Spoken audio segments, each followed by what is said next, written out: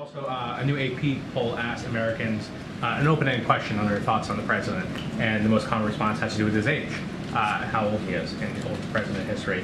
Does the White House have additional plans to demonstrate that he can continue to, do the job at his advanced age and kind of allay some of those concerns? I mean, look. I appreciate the question. I get it often, as you know, and what I would say, and I've said this many times, and many of my colleagues have said this, the president says this, if you watch him, if you've seen what he's done the last 2 years, this is a president has had a historic administration in just 2 years. If you look at the 13.5, more than 13.5 million jobs that he's been able to create, if you look at how he's been able to turn the economy around so that it works for middle-class Americans, if you look at the Inflation Reduction Act and what it's going to do to really help Americans as it relates to healthcare, as it relates to utility bills, if you think about the CHIPS and Science, I mean, this is a president who has taken historic actions, and not just with Democrats on the Hill, but in a bipartisan way. I just mentioned the CHIPS and Science Act, the PACT Act. In many ways, this president has been able to do things that is going to change how American families move forward, whether it is economy, whether it's health care, whether it is trying to make sure that they are able to give to their, do what they can for their family, for their kids.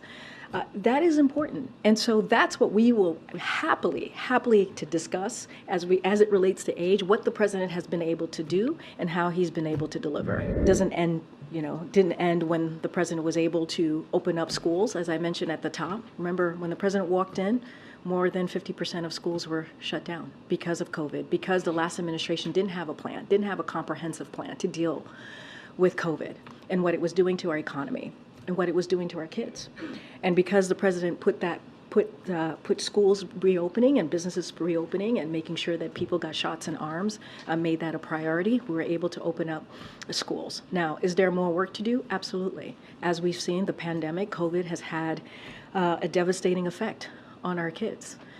And so, look, the president is committed to making sure that education for all of our children, regardless if you're in rural America or urban America, all across the communities, is a priority, and the students and the kids get what they need.